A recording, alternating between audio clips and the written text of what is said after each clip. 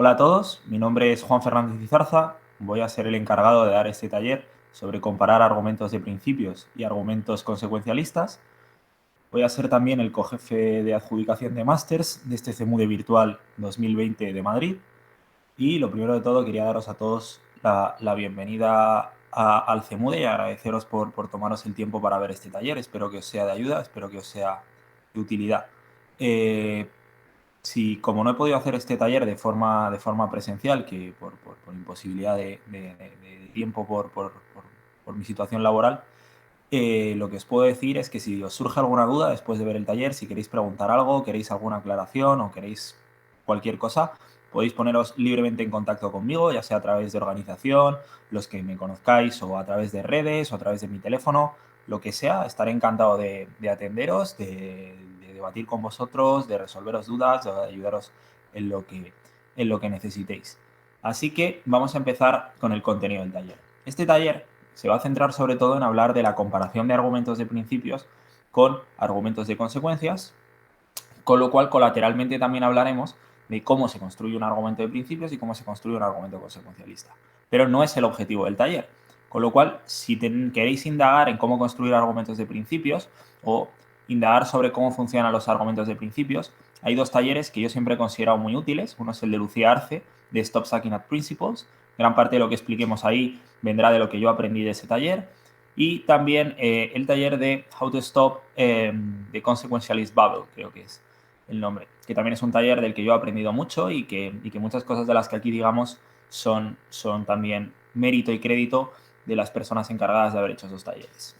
Dicho lo cual, la primera parte de este taller la vamos a estructurar en analizar cómo es un argumento de principios.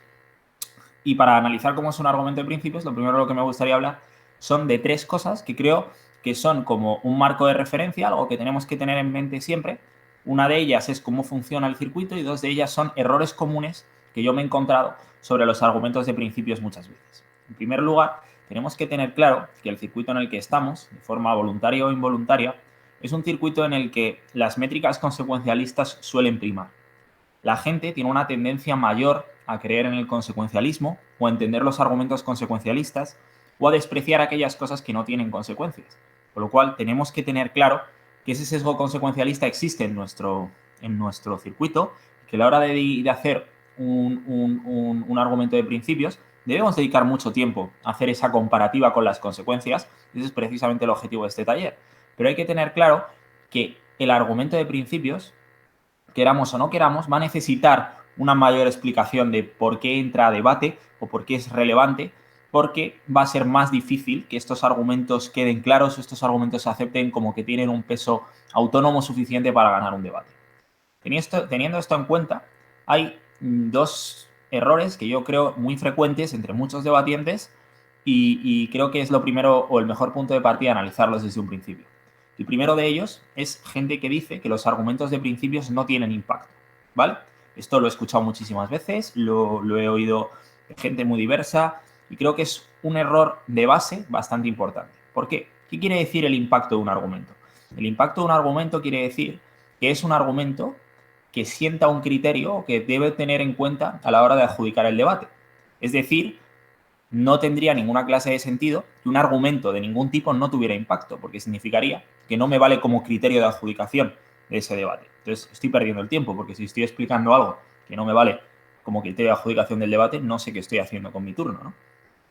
El impacto de un argumento se mide como producto o como multiplicación, podríamos decir, entre dos componentes. Uno es la relevancia, es decir, cómo de importante es para el debate, porque si estamos hablando de un debate en el que las dos clases fundamentales son libertad contra seguridad, yo dedico tiempo a explicar el derecho a la vida, pues no es el más relevante en ese debate, porque el debate no va de ese choque, ¿verdad?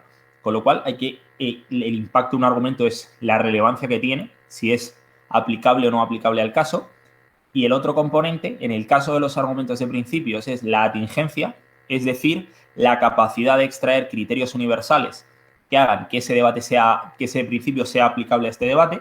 En el caso de los argumentos de consecuencias, es lo que se llama la verosimilitud, es decir, la probabilidad de que eso suceda, de que ese mecanismo ocurra como nosotros decimos, ¿no? Luego los argumentos de principios, lógicamente, sí tienen impacto, pero son un criterio válido para adjudicar el debate. ¿Vale? El segundo error más frecuente que he visto es la expresión de que los argumentos de principios me importan independientemente de las consecuencias. Y es cierto que los argumentos de principios, por definición, no tienen consecuencias, pero eso no quiere decir que sean independientemente de las consecuencias. ¿Por qué? Porque cuando construimos un argumento, tenemos que tener claro desde todo momento que ese argumento tiene que ser comparativo. Con lo cual, parte de la construcción de ese argumento es hacer un ejercicio de comparatividad. Si yo creo que las consecuencias no aplican, no estoy siendo comparativo. Tengo que, cuando yo estoy construyendo el principio y cuando yo esté explicando, ahora veremos cuál es el proceso de construcción de un principio, cuando yo lo esté haciendo, tengo que tener claro cómo voy a comparar eso con las consecuencias, ¿vale? Con lo cual, que algo sea independiente de las consecuencias, no hay que entenderlo como me dan igual, sino como voy a ver cómo interactúa este principio con las consecuencias. Porque puede ser que las consecuencias no apliquen, pero este no va a ser siempre el caso. Con lo cual, hay que tener claro cuál es el criterio de comparatividad que queremos utilizar, ¿vale? Vamos ahora, por lo tanto, a hablar cuál es el proceso de construcción de un principio, insisto, muy brevemente, para entender cuál es la estructura, qué elementos tiene y luego a la hora de compararlo para poder identificar si está bien o no está bien construido, cómo hay que refutarlo, etcétera, etcétera, ¿vale? Un principio, bueno, toda argumentación, como ya sabemos, es partir de lo conocido para ir a lo desconocido, ¿vale? Con lo cual necesitamos un punto de partida. En un argumento de principios, ese punto de partida es una intuición moral. Es algo, un principio, un valor, un derecho que está en la intuición de las personas, que forma parte de la moral social, ¿no?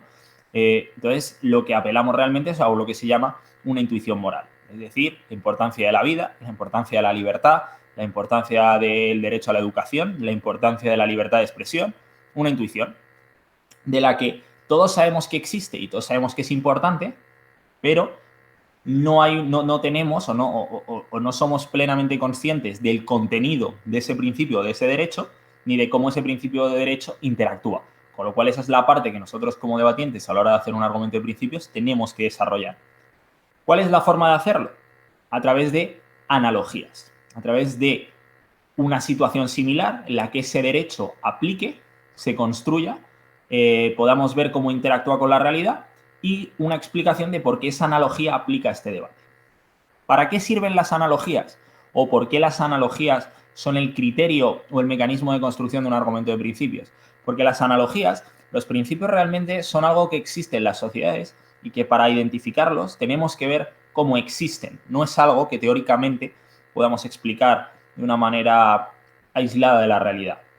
La analogía nos sirve como, desde un punto de vista prácticamente inductivo, para extraer unos criterios universales que valgan para aplicar ese principio en todas las situaciones. A través de la experiencia real del mundo, vemos cuáles son esos principios universales que son fundamentales en el contenido del principio y que nos van a permitir entender cuál es el contenido universal del principio y luego explicar por qué es aplicable a este debate o por qué me importa en este debate, ¿vale?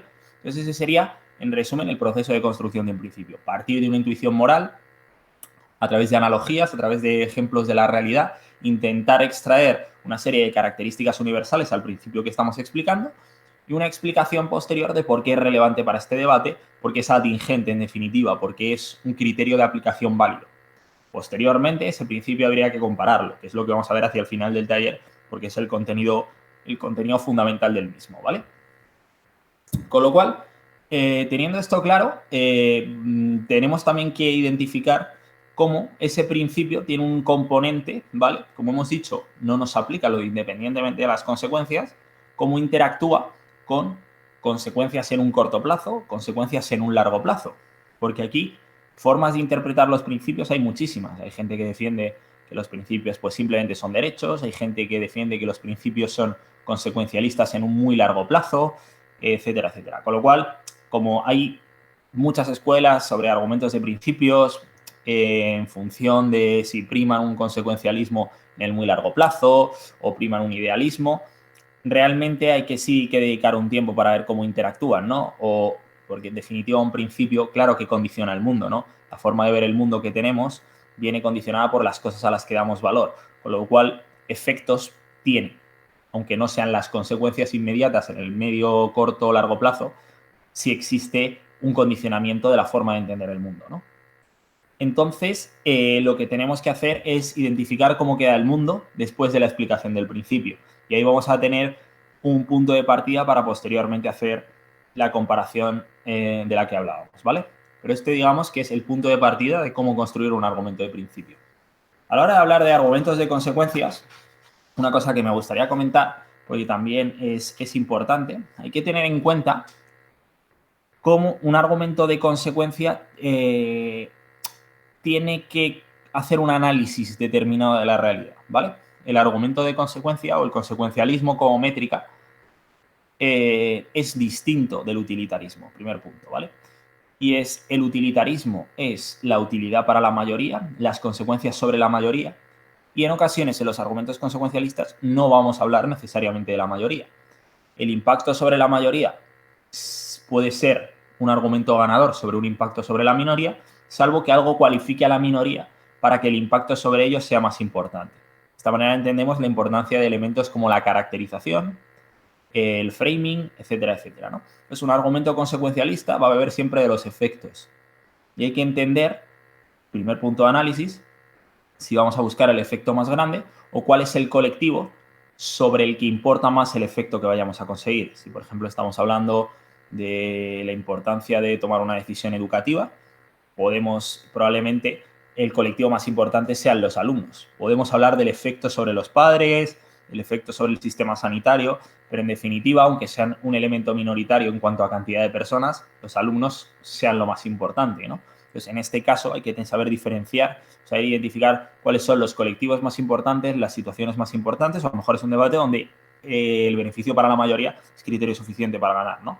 Pero hay que tener claro, entonces, cuál es esa métrica o cómo opera esa métrica, ¿vale? Al fin y al cabo, la métrica consecuencialista es buscar efectos, pero hay que ver qué efectos me importan más, ¿vale?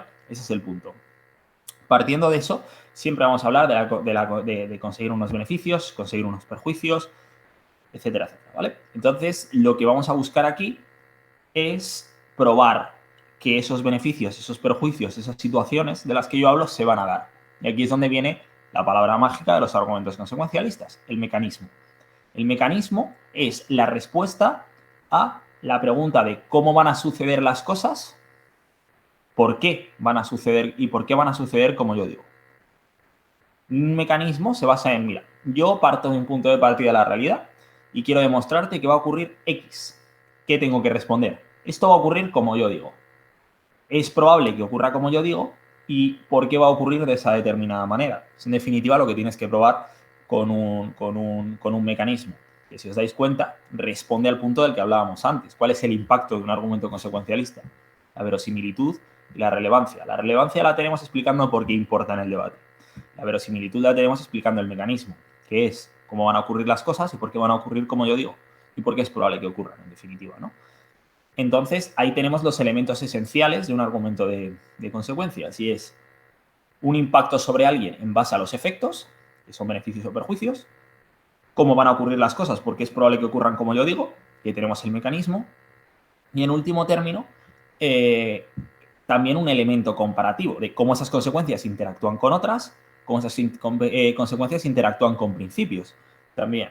Con lo cual, aquí, entre comillas, lo que tenemos es múltiples estructuras argumentativas que pueden ser o un desarrollo lineal en la que una premisa me lleva a una consecuencia que me lleva a otra, que me lleva a otra. Es lo que se llama una argumentación en cascada.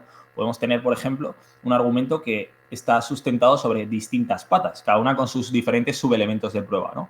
Entonces, es diferente desde un punto de vista, entre comillas, formal, que tenemos premisa, mecanismo, conclusión, de un punto de vista, entre comillas, material, que es la estructura argumentativa concreta. De hecho, sobre esto hay un taller probablemente de Juanita, que creo que va a complementar bastante bien este punto. Y ahí va a depender de la estructura argumental que utilicemos, ¿vale? Que pueden ser diversas, insisto, hay muchísimas y tampoco es objetivo, porque por falta de tiempo, de explicarlo en este taller, ¿no? Entonces, esas son las cosas que tenemos que tener en cuenta. Con lo cual, si os dais cuenta, ya podemos identificar que tenemos un argumento de principios, cómo se construye y qué elementos tiene un argumento de principios, un argumento de consecuencias qué elementos tiene el argumento de consecuencias, cómo se construye y en qué cosas nos tenemos que fijar, ¿no? Entonces, básicamente ya tenemos los dos tipos argumentales fundamentales que nos vamos a encontrar. ¿Y aquí vamos ahora? Ahora vamos entonces a la parte fundamental, que es la comparación, ¿vale? Primera cosa que tenemos que tener clara siempre que hagamos una comparativa, y es cómo nos encontramos los argumentos o cómo tenemos que comparar las cosas, ¿vale? Esto puede que sea muy básico, pero creo que es importante tenerlo en cuenta, y es, vale, digamos cuando se expresan, se exponen los argumentos, cuando se explican, cuando están encima de la mesa, están los argumentos, ¿vale? No hay ningún análisis hecho sobre esos argumentos. Esos argumentos están mejor o peor construidos, mejor o peor explicados. ¿Qué es el primer paso? El primer paso que yo como orador tengo que hacer es analizar esos argumentos que a mí se me han expuesto. Igual que haría un juez. Tengo que ver si esos argumentos están bien construidos. Tengo que ver si esos argumentos tienen fallos. Tengo que ver si esos argumentos son coherentes, si esos argumentos responden al debate, si esos argumentos encajan en la métrica, etcétera, etcétera. Con lo cual, yo lo primero que voy a hacer antes de hacer una comparación es un ejercicio de análisis para conseguir una refutación. ¿Por qué? Porque aunque es evidente que hay que digamos, comparar los argumentos en su mejor versión, no obsta a que yo vaya a hacer un análisis de demostrar qué es lo que está mal hecho en ese argumento. ¿Por qué? Porque yo, lógicamente y estratégicamente, lo que quiero es debilitar el argumento lo máximo posible antes de compararlo con mi carga argumental, ¿no?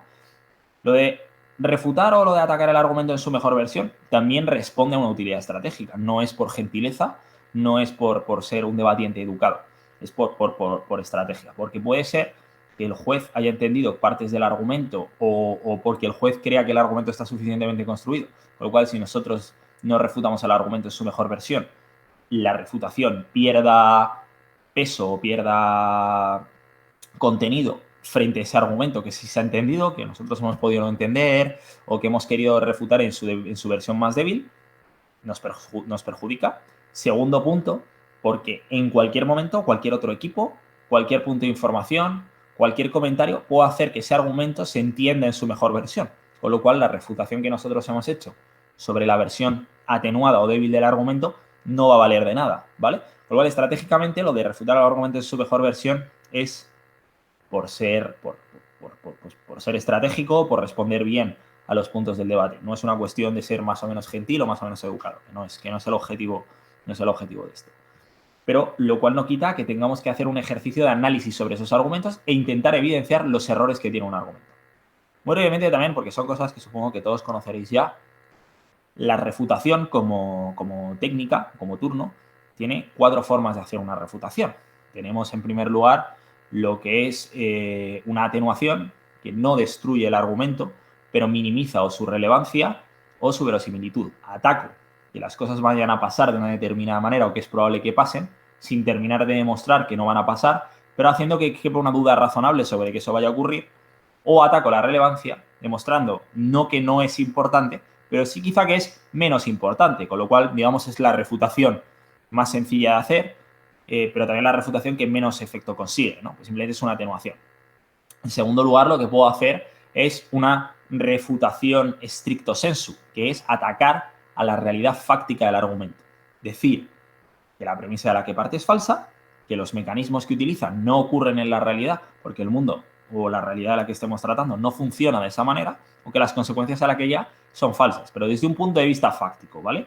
Estoy analizando, por ejemplo, una moción económica, son las que probablemente fácticamente sean más fáciles de identificar fallos, en la que me dicen, mira, pues cuando sube la demanda, baja los precios, por ejemplo, ¿no? Pues mira, fácticamente eso no ocurre. Cuando sube la demanda, al haber escasez, sube los precios porque la gente está dispuesta a pagar más dinero por cosas de las que hay menos cantidad. Es un ejemplo muy absurdo, pero es bastante bien. Y no estoy refutando la lógica o el razonamiento, estoy refutando que en la realidad no ocurren las cosas como la persona con la que estoy debatiendo me lo está diciendo, ¿vale? Segundo punto es lo que se llama recusación, que es identificar que el argumento no está bien construido o no contiene los elementos esenciales que lo cualifican como argumento.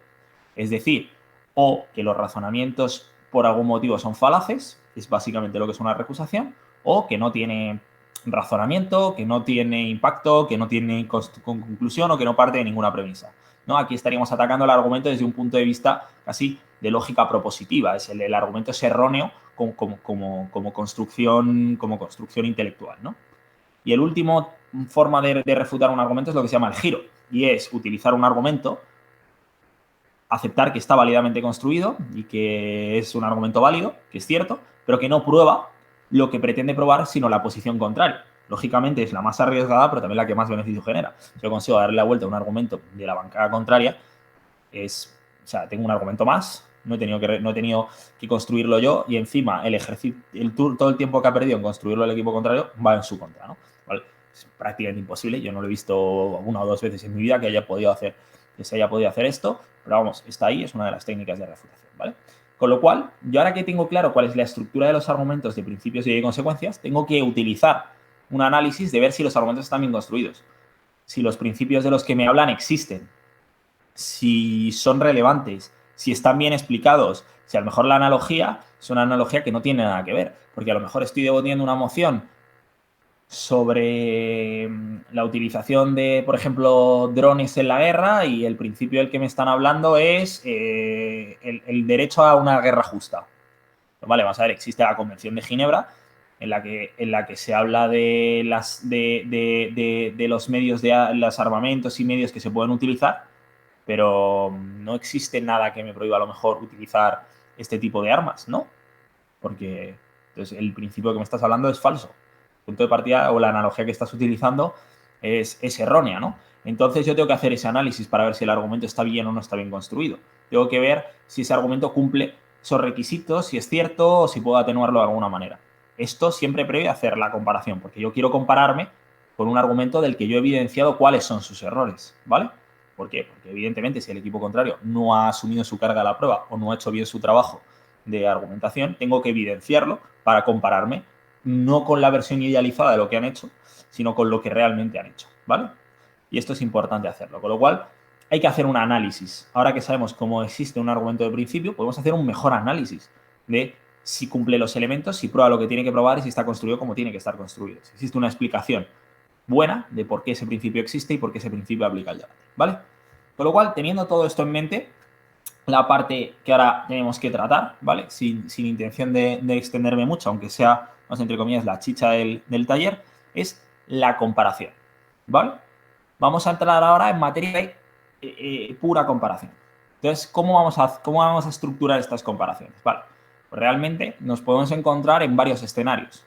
Podemos encontrarnos un escenario en el que tengamos que comparar dos principios, en el que tengamos que comparar un principio con un argumento de consecuencia, y en el que tengamos que comparar un argumento de principio con un caso de argumento de principio y argumento de consecuencia. Y en último lugar, que tengamos que comparar un argumento de principio y consecuencia contra un caso de principio y consecuencia, ¿vale? Esas serían como las posibles combinaciones que nos podemos encontrar en un debate. Vamos a ver cómo se estructuran, cómo se construyen esas comparaciones, ¿vale? La más simple, la más intuitiva, es cómo comparo dos principios, ¿no? Cuando yo tengo dos principios en el debate, realmente de qué estoy hablando, ¿no? O cómo hago esa comparación. Hay que tener claro, y esto es un elemento o un elemento esencial de los principios, es que en los debates en los que existe un principio, probablemente ese principio tenga una vinculación muy grande con lo que es la métrica del debate. Porque ese principio, como criterio, me está demostrando algo que me da la legitimidad o que me da lo que es importante preservar. Eso es, en definitiva, el contenido de un principio. Con lo cual, está muy cerca de ser la métrica, ¿vale? Con lo cual, realmente, una comparación entre dos principios, o cuando comparo un principio con unas consecuencias, tengo que tener claro que estoy haciendo una comparación de métrica, estoy haciendo una comparación de una métrica a lo mejor de principios con una consecuencialista, o estoy haciendo una comparación de lo más importante de este debate es la seguridad, lo más importante de este debate es la libertad, ¿no? No siempre va a ser así, porque a lo mejor la métrica no es exactamente el principio, pero el efecto del principio sobre la métrica y el condicionamiento del principio sobre la métrica es muy grande, ¿vale? Por lo cual, ¿qué dos criterios existen, o por lo menos que yo conozca, para comparar dos principios? Pues son fundamentalmente dos. El primero de ellos es un criterio de jerarquía. Los principios y los derechos operan dentro de la esfera del individuo como elementos fundamentales, ¿vale? O de la esfera de la realidad o de la estructura del Estado como elementos fundamentales. Pero claro, y esto es una explicación a lo mejor más útil para aquellos que no estudiéis Derecho, porque los que estudiéis Derecho pues habréis visto esto con infinidad de autores y en infinidad de ocasiones. Los derechos tienen un contenido y los principios y las libertades tienen un contenido, pero esos derechos y esas libertades están delimitados, que no quiere decir lo mismo que limitados. Delimitar un derecho es entender cuál es el contenido que recoge. El ejemplo más claro de esto es la libertad de expresión. Delimitar el derecho de la libertad de expresión es que se considera discurso de odio. ¿Por qué? Porque eso no está amparado. ¿Quiere decir que estoy limitando el derecho? No. Quiere decir que estoy definiendo cuál es el contenido propio del derecho. ¿Vale? Eso es delimitar un derecho. Limitar un derecho es un derecho, tiene un contenido, pero yo impido que se ejercite parte del contenido de ese derecho por una situación excepcional o por choque con otro principio. Por ejemplo, cuando en una situación de pandemia como la que estamos viviendo no nos permiten salir de casa, están limitando el ejercicio de un derecho de libertad ambulatoria, porque hay un criterio que lo hace quedar por encima, pero ahí lo que estoy haciendo es limitar el derecho. No estoy definiendo el contenido de la libertad ambulatoria es el mismo, pero pero lo que estoy haciendo es impedir su ejercicio, ¿vale? Con lo cual, cuando vemos los derechos y vemos cómo están delimitados, tenemos una intuición bastante clara de cómo es la jerarquía. Entonces, de una forma intuitiva, porque recordemos que las intuiciones morales son el criterio a través del cual empezamos a construir los argumentos de principios, también nos vale esta intuición moral como criterio para empezar a comparar los principios. Cuando yo veo dos principios que chocan entre sí, tengo que ver cómo está delimitado su contenido, ¿vale?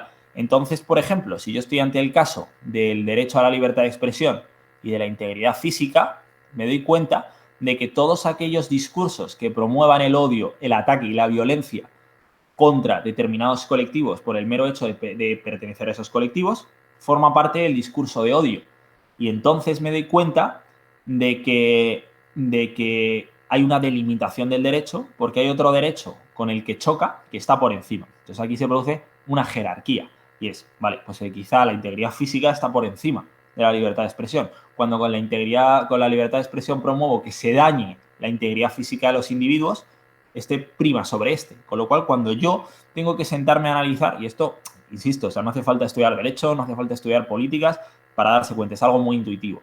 Cuando yo veo que en un debate existe un choque, normalmente los choques que se dan no siempre son, porque sería una moción muy desbalanceada, a que un principio esté jerárquicamente por encima del otro y un lado de la bancada tenga el principio jerárquicamente por encima del otro de una manera clara, puedo forzar esta comparación. Es decir, tengo que ver la manera en la que un principio quede por debajo del otro e intentar buscar el criterio por el cual uno queda por encima del otro y explicarlo. Y explicar analógicamente, porque en otra situación, cuando delimitamos ambos derechos, el que pierde, digamos, preeminencia o que el que está jerárquicamente por debajo es el que queremos que esté porque es nuestro lado de la bancada, ¿vale? Con lo cual, el primer criterio es jerarquía, que un derecho por su contenido sea más importante que el otro, ¿no? Creo que, por ejemplo, si hablamos de libertad de expresión y derecho a la vida es más importante que la libertad de expresión, porque defiende más parte fundamental o esencial de los individuos una cosa que la otra, ¿no? Por poner un ejemplo. Segundo criterio de comparación de principios, que uno sea antecedente lógico del otro, ¿vale? Y esto responde al hecho de sine qua non, ¿vale? O sea, si no tengo uno, no voy a tener el otro. Con lo cual, el que es antecedente está por encima del que es consecuente. Por poner un ejemplo, estamos hablando de un choque, por ejemplo, un debate que fuera entre libertad y libertad de expresión, en la que yo digo, defiendo que la libertad de expresión debe coartar la libertad de otros individuos, por poner un ejemplo, ¿vale? Aquí realmente la libertad de expresión es uno de los elementos de la libertad del individuo, con lo cual asumir que este principio en la que yo pueda decir lo que quiera y pueda expresarme como quiera, a lo mejor esté dañando otras esferas de la libertad del individuo, como puede ser la libertad religiosa, como puede ser la libertad de pensamiento, como puede ser, no sé, hay un antecedente lógico y es, si yo no tengo libertad de pensamiento, no voy a tener libertad de expresión, porque para expresar algo necesito hacer un ejercicio reflexivo, porque si no yo no estoy expresando, ¿vale? Con lo cual hay un antecedente lógico y es un derecho es previo a la existencia de otro derecho. Por poner otro ejemplo, derecho al desarrollo personal del individuo y derecho a la vida.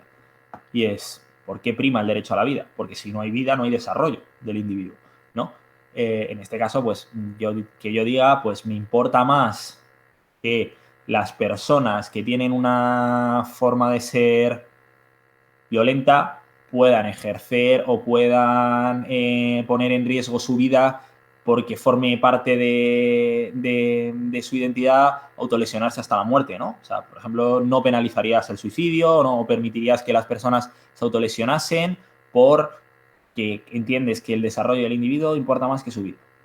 Aquí puedes hacer una comparación que sea, vamos a ver, para poder desarrollarte necesitas estar vivo, con lo cual a la hora de comparar principios tengo que dedicar más esfuerzo a defender la vida que a defender esta libertad de desarrollo, o sea, o el libre desarrollo del individuo, ¿no? Porque hay una jerarquía, uno es no es que haya una jerarquía, uno es antecedente lógico del otro, sin uno no se da el otro, ¿no? Con lo cual, aquí vemos la comparación de una manera bastante sencilla, ¿no? Otro ejemplo podría ser obligar o que fuera obligatoria la vacuna contra el coronavirus, ¿no? Entonces, un equipo me defendiera la libertad que yo tengo como individuo de decidir qué elementos introduzco dentro de mi cuerpo, que forma parte de mi libertad como individuo para, digamos, operar dentro de mí lo que yo necesite, y otro equipo defienda la importancia de la salud en su conjunto, de la salud pública, que solo se consigue con una inmunidad de grupo cuando yo tengo determinada cantidad de personas vacunadas, ¿no? La forma de comparar estos criterios, pues podemos hacerlo como un criterio de jerarquía, que digamos, vamos a ver, delimitación. Cuando mi derecho individual daña a los otros porque yo al no vacunarme soy un agente contagioso, está clara la jerarquía. Tengo que delimitar mi derecho personal. Igual que hay en zonas en las que está prohibido fumar porque daño la salud de los demás, ¿no? Entonces aquí, como vemos que uno lo delimitamos para promover el otro, podemos analógicamente limitar uno para promover el otro. Pero también podríamos compararlo como un antecedente y decir, vamos a ver, tú me estás hablando de la libertad, tu libertad en una sociedad también depende de que tengas libertad de tránsito, libertad horaria, libertad económica, acceso a la salud, etcétera, etcétera, ¿no? Toda esta serie de derechos y garantías que existen, que garantizan la libertad del individuo porque le dan todas las condiciones necesarias para que ese individuo se pueda comportar como quiera en sociedad. Si yo genero un colapso de todos esos servicios, un colapso de todos esos sistemas porque no puedo reactivar la economía, porque los servicios sanitarios están colapsados, porque no puedo permitir que la gente se reúna o ande donde quiera, realmente estoy coartando tu libertad de otras múltiples formas, porque la seguridad es un antecedente lógico de esa libertad, porque para que tú puedas ser libre necesitas que todo lo que funciona en el Estado, todas las garantías que tienes, puedan seguir existiendo para que tú te puedas desarrollar libremente, ¿no? Entonces, esa libertad es posterior o es consecuencia de un antecedente lógico que es este, ¿vale? Estas son, digamos, las dos formas en las que yo, términos generales, puedo comparar dos principios, ¿vale? Vamos a ver ahora cómo comparo un principio y unas consecuencias. Y aquí, una vez más, también podemos hablar o podemos hacer una analogía con importan mucho las métricas, ¿no? En este sentido, no tanto como que el principio condicione la métrica, como que la métrica va a ir más de por qué me van a importar más los principios que las consecuencias, ¿vale? Y vamos a ver la manera de hacer esto. Existen fundamentalmente dos formas de hacerlo. Luego veremos que hay más, pero son muy concretas o para mociones o casos extremadamente minoritarios, ¿vale? Pero en términos generales se puede hacer de dos maneras. En principio, el primer punto es porque el consecuencialismo no aplique, ¿vale? Es decir, porque las consecuencias o no se den o sean simétricas, se den en los dos lados de la bancada, ¿vale? Con lo cual, de lo primero que puedo hablar es, por ejemplo, esta casa permitiría el homeschooling, o sea, que los niños estudien en casa y no vayan al colegio. Y el argumento del en contra sea no porque existen sesgos. Y yo, como gobierno, explique, mira, los sesgos de mi familia están, pero cuando yo voy a una escuela, en determinadas zonas en las que no voy a tener contacto con niños de unas condiciones determinadas, de un entorno socioeconómico determinado, con unos profesores determinados, etcétera, también voy a tener un sesgo, otro sesgo distinto, ¿no? Con lo cual, realmente, el sesgo se va a dar en los dos mundos, con lo cual, habiendo sesgos que son las consecuencias de los dos mundos, ¿por qué voy a primar el derecho de los padres de decidir la educación de sus hijos? Por poner un ejemplo, ¿no? Esto sería un caso en el que el principio prima sobre las consecuencias porque las consecuencias sean en los dos lados de la bancada. Con lo cual, cuando yo tenga que hacer este ejercicio, tengo que buscar la manera de anular esos principios haciéndolos simétricos y entonces hacer primar el principio sobre esas consecuencias, ¿vale?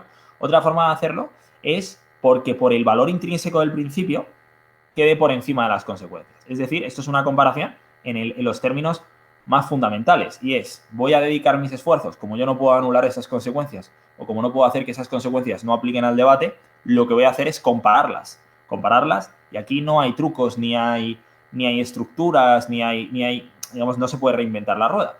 Es, voy a ver cuál es el valor intrínseco de ese principio y a demostrar por qué está por encima de las consecuencias. ¿Cómo voy a hacer esto? Pues es muy sencillo. Lo que tengo que ver es por qué ese principio tiene un efecto, no unas consecuencias, un efecto mayor, o por qué existe una obligación mayor, o por qué existe una responsabilidad mayor, o por qué existe un derecho mayor que justifique que esas consecuencias sean asumibles. En definitiva, es lo que se llama un criterio de trade-off, o sea, que sean asumibles las consecuencias porque ese principio esté por encima. Por poner un ejemplo, si yo te dijera, esta casa permitiría a las fuerzas de seguridad del gobierno, o sea, a la policía, por ejemplo, o al ejército, en situaciones de crisis extremas con una violencia social muy grande, ejercer la fuerza letal, tú me dirías, cuando ocurre esto existe un desincentivo para que se produzcan altercados y al haber un desincentivo para que se produzcan altercados, termino consiguiendo pues una mejora de seguridad, una mejora de pues un montón de situaciones, ¿no? O sea, voy a evitar la conflictividad social, en definitiva, como consecuencia, ¿no? Y como principio yo te digo por qué es ilegítimo que precisamente la policía que representa el agente en el que yo he delegado el monopolio de la fuerza como parte del Estado dentro de un contrato social, ejerza la fuerza letal y cómo ellos necesariamente están obligados hasta cierto punto a utilizar, a soportar mayor grado de provocación o mayor grado, entre comillas, a ver, esto cogido bien entendido, mayor grado de violencia por parte de la ciudadanía. Es decir, no puedo aplicar el mismo principio de propia defensa para un ciudadano de a pie que para un policía. Es decir, al policía se le exige una mayor diligencia a la hora de repeler las agresiones contra su integridad física que a un ciudadano. No, o sea, si una persona va armada con un palo y me viene a pegar a mí, que soy un ciudadano, y yo, desafortunadamente, al repeler a esa persona, le causo lesiones, lo he hecho en defensa propia, ¿verdad? Si un policía se entiende que no se le aplica el mismo estándar que el que se le aplica a un ciudadano, se le aplica, tiene un deber mayor, una responsabilidad mayor, con lo cual, en este caso, entendemos que el principio de que al tener una responsabilidad mayor tienen que buscar una manera alternativa de solventar los problemas porque no se les puede regir o no se les puede juzgar con el mismo criterio que un ciudadano de a pie, nos explica por qué ese principio importa más que esas consecuencias, ¿vale? Porque ese principio existe unas obligaciones especiales, unas responsabilidades especiales, unos derechos especiales que tienen un valor intrínseco propio superior a esas consecuencias, ¿vale? Este sería un criterio de comparación cuando no somos capaces de anular las consecuencias. Con lo cual, a la hora de comparar un principio con unas consecuencias, podemos hacer de dos maneras. Anular las consecuencias porque no apliquen al debate o porque sean simétricas, o B, demostrar por qué el principio importa más que esas consecuencias. O bien porque existe una responsabilidad mayor, porque existe un derecho mayor, porque existe una libertad mayor o cualquiera de estos criterios, ¿vale? Con lo cual, ahora lo que vamos a ver, que es el caso más probable, ¿vale? Es cómo hago yo una comparación en la que existan al mismo tiempo principios y consecuencias en los dos lados de la cámara, ¿vale? Y es cómo, bueno, entiéndase en este último caso de principios y consecuencias, que la demostración de por qué la consecuencia está por encima del principio es la misma. Es decir, tengo que demostrar que ese principio no aplica o que ese principio es simétrico en los dos lados de la cámara, o B, demostrar que las consecuencias son superiores y que el valor intrínseco del principio no es tan grande, que la obligación no es tan grande, que la responsabilidad no es tan grande. En este caso, pues sería decir, pues mira, sí, la policía tiene una obligación de ser más diligente, pero cuando se ejerce una violencia contra la policía porque se entiende que la policía es un agente del gobierno y esas personas están poniendo en riesgo su vida, en definitiva, por mucho que tengan una obligación de no ejercer la fuerza de la misma manera, no les puedes exigir que asuman perder la vida o asuman lesiones irreparables contra su cuerpo porque tengan una obligación mayor, ¿no? Sería darle la vuelta al argumento, o sea, darle la vuelta a la comparación, pero que esos son los criterios de comparación, en definitiva, ¿vale? Cuando el caso más probable es que nos encontremos consecuencias y principios en los dos campos argumentativos, en los dos lados de la bancada. Con lo cual, yo aquí lo que tengo que hacer, o en las dos bancadas, perdón, yo lo que tengo que hacer es entender cómo interactúan las cosas entre sí. Ya hemos visto que cómo se comparan los principios y las consecuencias. Con lo cual yo tengo que ver. Normalmente en los casos que existe un principio y una consecuencia, una vez más el principio tiene un efecto muy grande sobre la métrica. Con lo cual, yo, lógicamente, lo primero que tengo que buscar es choque de principio contra principio. El primer criterio es buscar cómo mi principio tiene que quedar por encima del otro principio. ¿Por qué? Porque si yo consigo que mi principio quede por encima del otro principio, voy ganando el class. Y como voy ganando el class, consigo demostrar que mi principio es más importante y que lo que afecta a mi principio va a afectar más a la métrica, que es válida en el debate, y por lo tanto va a tener más impacto. Cuando yo en este tipo de casos hago un choque y consigo en un debate de libertad contra seguridad demostrar que la libertad es más importante por un principio de jerarquía, como ya hemos visto, o por un principio de antecedente lógico, te llevo al punto de decir, con lo cual, en este debate gana el que demuestre en cuál de los dos mundos la libertad está más preservada, porque ya te he explicado que la libertad es lo más importante de este debate, con lo cual consigo un efecto sobre la métrica mayor. Y como lógicamente mis argumentos, si lo he hecho bien, o sea, salvo que me quiera pegar un tiro en el pie, esto será lo que ocurra.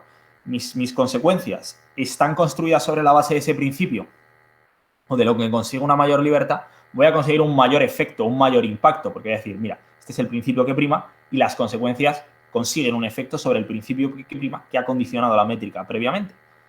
Entonces, esta es la manera de hacerlo, pero también hay que dedicar un tiempo a explicar por qué ese principio vale más que las consecuencias. Es decir, una vez he conseguido, digamos, entre comillas, influenciar la métrica a mi favor, lo que ahora tengo que hacer es, mira, y este principio además primaría sobre estas consecuencias por que esas consecuencias no apliquen, porque esas consecuencias sean simétricas o porque el principio tenga un valor intrínseco superior a las consecuencias. Lo cual no obsta que yo luego compare las consecuencias entre sí, partiendo de eso, de que la libertad está aprobada como lo más importante, pero nos damos cuenta cuando tenemos este tipo de casos que el principio es fundamental. Yo muchas veces veo a equipos que al hacer este tipo de comparaciones dejan la comparación del principio para el final, porque como es lo que peor han explicado, lo que menos se ha entendido en el debate, pues lo explico lo último. Y al revés, es lo que condiciona toda la comparación de los casos, porque ese principio es lo que va a condicionar qué es lo que se va a considerar más importante en el debate. Y ese es el punto de partida que tengo que hacer para luego hacer la comparación de todo el resto de elementos, porque va a ser mucho más sencillo, porque va a ser mucho más estratégico y porque va a ser infinitamente mejor criterio de adjudicación. Porque va a ser, mira, si yo consigo demostrarte que esto importa más en este debate y mis argumentos están construidos probando esto, yo ya que te he demostrado que esto es lo más importante. Joder, ahora lo comparo con todo lo demás y mis consecuencias van a quedar por encima, ¿no? Se entiende de esta manera que cuando yo tengo estos casos, lo primero que tengo que intentar comparar son los principios, intentar establecer que mi principio está por encima. De esta manera justifico que la métrica esté de mi lado y a partir de ahí consigo que el impacto de mis argumentos sea mayor porque prueba mejor mi métrica, ¿vale? Entonces, esta sería un poco el esquema general. Principio contra principio, dos criterios. Jerarquía, antecedente lógico, principio contra consecuencias, que no importen las consecuencias por A, que sean simétricas, o B, que no apliquen a este debate esas consecuencias porque el principio importe y las consecuencias no, o C, que el principio tenga un valor intrínseco que le haga quedar por encima de las consecuencias. Comparación de casos de principio-consecuencia contra principio-consecuencia, influenciar o desbalancear la métrica a mi favor con el choque de principios, lo primero de todo, para después compararla con esas consecuencias y comparar las consecuencias entre sí, ¿vale? Este sería un poco el esquema, el resumen de lo más importante o la forma de hacer este tipo de comparaciones cuando los principios están ahí encima de la mesa, ¿vale? El último punto del que me gustaría hablar, porque son comparaciones, y ya termino, que no quiero tampoco extenderme en exceso, que son comparaciones un poquito más minoritarias o que aplican a mociones muy concretas, serían dos, ¿vale? Y es comparación de principio con consecuencias en base al criterio de medios y fin, y el comparación de principio y consecuencias desde el punto de vista subjetivo del trade-off, en vez de como el que veíamos, el general, el trade-off individual de la persona que está dispuesta a asumir unas determinadas consecuencias porque importa más el principio, ¿vale? Primer término de comparación son el fin y los medios. Los medios siempre siempre van a ser las consecuencias y el fin siempre va a ser el principio, ¿no? Entonces, cuando tengamos una métrica, digamos, esto aquí aplica cuando no existe un choque de principios, sino que existe un principio que pueda aplicarse a todos los equipos del debate. Es decir, si yo asumo que lo que más me importa es la libertad, puedo estructurar esa comparación. Si yo hago una buena explicación de la libertad de mi lado de la cámara y consigo explicar la libertad como a mí me conviene, que la argumentación contraria son unos medios que van en búsqueda de garantizar una mayor libertad, pero que terminan dañándola al fin perseguido, ¿no? Con lo cual, lo que yo busco en este tipo de debates, por ejemplo, un debate que fuera en la situación del coronavirus, esta casa limitaría, por ejemplo, la libertad para recibir los tratamientos sanitarios que yo quiera, ¿vale? O sea, que yo pueda ponerme la vacuna que quiera, por ejemplo. Porque yo diga, vamos a ver, como el Estado no puede garantizar que la vacuna que tú te pongas sea la adecuada, ¿vale? Te voy a impedir y te voy a decir que te tienes que poner la que yo quiera para que de esta manera tú estés seguro y puedas ser libre. Y yo explique cómo la finalidad entonces es la protección de la salud, pero que en la salud existen unos principios de bioética que es el principio de autonomía, el principio de no intervención, el principio, estos, digamos, el principio luego está el de no perjudicial y no recuerdo cuál era el cuarto, pero vamos, básicamente me sirven los dos primeros. Es intervención mínima y autonomía. Y es, si tú quieres preservar la salud tiene una serie de elementos. O sea, la salud tiene un contenido como principio. ¿Ves? Aquí ya tengo que construir cuáles son los criterios universales de ese principio. El principio de autonomía, y es que yo tenga determinada capacidad de elección entre tratamientos válidos. Y es, pues mira, entre una serie de vacunas yo puedo elegir. Y el segundo principio de intervención mínima es el Estado no siempre puede coartar libertades por el hecho de garantizar la seguridad o la intervención del Estado tiene que ser en unos casos muy concretos y en unos supuestos muy concretos. Con lo cual yo que te estoy diciendo, mira, tus medios, que son coartar libertades para proteger una seguridad, están atacando al fundamento de la propia salud y de cómo la salud está constituida como derecho. Con lo cual el medio está atacando los fines. Es una comparación, si os dais cuenta, en definitiva es una comparación de por qué el principio tiene un valor o un contenido intrínseco que está por encima de las consecuencias, pero están estructurados de una manera muy concreta, que son fin y medios, como los medios dañan al fin, y entonces el fin debe prevalecer por encima de los medios, ¿vale? La comparación análoga, si yo fuera el que quiere defender los medios, sería explicar por qué esos medios son condición sin el cual ese principio nunca se va a dar. Aquí diría, vale, es importante la autonomía y es importante la no intervención, pero precisamente la intervención mínima es garantizar que la autonomía tenga un consentimiento informado. Y como existe una desinformación sobre las vacunas, bla, bla, bla. ¿Vale? Entonces, todas estas estructuras, pues lógicamente son simétricas. Pero este sería como el esquema general de hacer esta comparación. La segunda es el término subjetivo. Creo que la moción paradigmática para explicar esto, el trade-off subjetivo, es la de los testigos de Jehová que no quieren recibir una transfusión de sangre. Aquí se dan dos situaciones. Tengo una persona que dentro de su libertad religiosa ha elegido una religión, y aquí, pues, dentro de lo que cabe, evitar las tan típicas y tan nocivas caracterizaciones de la gente religiosa como radicales irracionales que han cogido una religión porque sí, no tienen realmente ni idea. El mundo, gracias a Dios, es de otra manera y las personas que somos religiosas lo somos conscientemente y de forma crítica. Habrá a quien le guste más la religión y a quien le guste menos, pero la gente religiosa no es religiosa porque sea estúpida. Es una caracterización muy frecuente y muy errónea que, por desgracia, vemos en nuestro circuito, ¿no? Y es, estas personas han decidido esta religión, como han decidido esta religión y estoy analizando un criterio subjetivo, para estas personas este principio es más importante. ¿Por qué? Porque para estas personas lo más importante del mundo es la salvación y la vida eterna. La salvación y la vida eterna pasa por la pureza del cuerpo.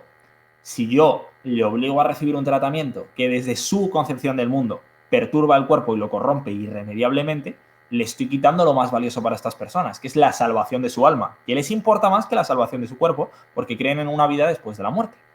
Con lo cual aquí lo que el criterio de comparación es, existen unas consecuencias. Y unas consecuencias que no son malas, a las que no les puedo restar una importancia porque existen. Pero hay un trade-off. Esas consecuencias, aunque no existen, para este sujeto, caracterización importante, son asumibles porque hay un principio que está por encima, ¿vale? Esto, claro, insisto, aplica en situaciones muy concretas y a la hora de hacer trade-offs es muy difícil hacerlos en una generalidad, porque las generalidades no necesariamente son homogéneas, pues no todo el mundo está dispuesto a asumir unas mismas consecuencias. Se podrá hacer en ocasiones, pero este tipo de comparaciones se harán sobre todo en debates en los que existe un sujeto. Y aquí la importancia de la caracterización. Ojo, la caracterización tampoco debe llevarnos a asumir que los principios a las personas siempre les priman más. Aquí entra importante darse cuenta de que una persona religiosa, a lo mejor, precisamente por cómo estructura su vida, los principios y las creencias valen más que las consecuencias, pero a lo mejor no todos, y a lo mejor no en todas las religiones. Porque igual, para determinadas religiones o para determinados individuos en determinadas sociedades, las consecuencias importan más. Porque a lo mejor el tipo de catolicismo, por suerte o por desgracia, que vivimos en las sociedades, del primer mundo, está menos dispuesto a lo mejor a respetar dogmas fuertes, porque no hemos vivido esa religión con ese fervor, y a lo mejor es caracterizable en una sociedad del primer mundo decir, estas personas no van a respetar los dogmas tan fuertes, porque su vivencia de la religión no es tan fuerte o no es tan férrea como la que se puede dar en países en vías de desarrollo, ¿no? Que a lo mejor la religión tiene una presencia más importante en la vida de las personas y son capaces de resistir o de tolerar o de respetar o de cumplir dogmas de una manera más férrea, ¿no? Podría ser una caracterización. No quiero entrar aquí en generalizaciones, ni mucho menos. Estoy poniendo un ejemplo de cómo podría ser una caracterización para ver si ese trade-off es asumible o no asumible. Y eso es parte de lo que tenemos que dedicar nuestro ejercicio comparativo. Todo lo que estoy explicando aquí en realidad no son verdades que sean así o asá. Yo lo que estoy pretendiendo es daros herramientas para que veáis formas en las que podéis hacer esas comparaciones o estructuras o, digamos, frames de trabajo con los que poder hacer estas comparaciones, ¿vale? Entonces, estos trade-offs son tremendamente subjetivos, van a depender muchísimo del individuo, van a depender muchísimo de la situación y van a depender muchísimo tanto del principio como de las consecuencias. Si yo estoy comparando la salvación del alma frente a una decisión que podría salvarme la vida, pero es un tratamiento médico, hay un trade-off. A lo mejor no es lo mismo yo qué sé, para otro tipo de comparación en la que sea pues la vida frente a un principio, ¿no? Y es, yo soy una persona que por principio considero que la libertad es lo más importante, a lo mejor si me dieran a elegir entre la libertad y la esclavitud, entre la muerte y la esclavitud, perdón, elegiría la esclavitud, porque aunque para mí la libertad sea un valor fundamental, pues por jerarquía prefiero la vida a la libertad porque es un antecedente lógico, etc. O sea, como veis aquí todo opera como un conjunto de realidades que a las que nosotros le tenemos que aplicar estos frameworks de trabajo para encontrar cómo hacer que estas cosas interaccionen a nuestro favor. Por eso dejo claro que todo esto son herramientas, no son realidades dogmáticas ni son visiones unilaterales del mundo, ¿no? Pues esto sería un poco el contenido del taller. Insisto en el punto de que si alguno de vosotros tiene alguna duda, no está de acuerdo con algo, quiere aclarar algún punto, quiere decirme, pues no me ha gustado nada del taller o me ha gustado mucho, o lo que sea, cualquier cosa que creáis relevante comentarme, poneos en contacto conmigo a través de redes, a través de mi teléfono los que lo tengáis, o pedís mi contacto, mi número de contacto o mis datos de contacto a organización. Sentíos plenamente libres de poneros en contacto conmigo, tratamos lo que sea, si os puedo ayudar en algo estoy a vuestra entera disposición. Y como parte de este CEMUDE, pues espero que todos disfrutéis, que todos aprendáis, que tengáis una muy buena experiencia. También, aunque no sea de cara a este taller, también estoy a vuestra entera disposición para cualquier cosa que necesitéis durante el transcurso del torneo, aunque hay un equipo excelente detrás del mismo. Y pues eso, espero que disfrutáis, que espero que aprendáis y espero que os lo paséis muy bien. Muchas gracias.